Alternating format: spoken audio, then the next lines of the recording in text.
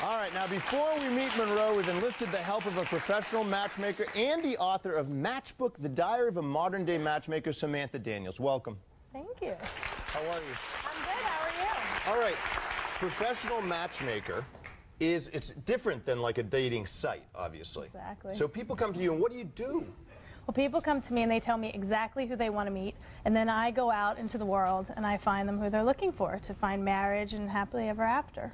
Marriage and happily ever after. And you've worked with one of our first guests, Monroe, who's here today. So let's meet our bachelor, Monroe. Come on out. Hi. Hey, good to see you. You too. How are you? Thank you. Good to see you. Monroe, so why do you think you've had not so much luck in love? I think twofold. I think I focus on my career and a lot, and my businesses and my passions and becoming successful. And some people say I have too high standards. Okay, so some people say that, but Samantha, you worked with this guy. I did. Is it that he's a workaholic, which he's suggesting he might be, or is it that he's uncompromising, or both, or is there something else going on? I think it's a couple things. First of all, he is very focused on his career, absolutely. He talks about it 24/7 and he works 24/7, but at the same time I think that because he's done so much, he has several degrees, he speaks several languages, he's been in the Army, he has books out, businesses, whatnot, he is incredibly intimidating to the ladies. Incredibly, and he's a handsome guy also. So. Is there a strategy here, like would you say to somebody like this, listen, be self-effacing?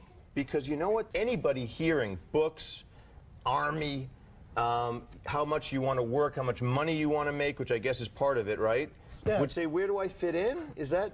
Well, that's exactly what happened on a few of the dates. When the woman was saying, well, how often do you work? He was saying, I work 24/7 all the time. And so I was thinking to myself, my God, a woman wants to know, or where can I fit in? When do you have time for me? So it's really important for you to let her know, for the right girl, I'll make time. I'll rearrange my schedule, I'll find time, I'll do different things so that I can have a good, fulfilling relationship. Because otherwise everyone's going to say there's no room. It's interesting. Do you do this, Monroe? Like, do you do this to put people on notice? Like, listen, just so you know, you can fit into like a sliver of my life about this thin. If you want, you know, is that part of the strategy to find out if they can compartmentalize themselves so that they're not too much trouble? I don't know because I've never had a girlfriend.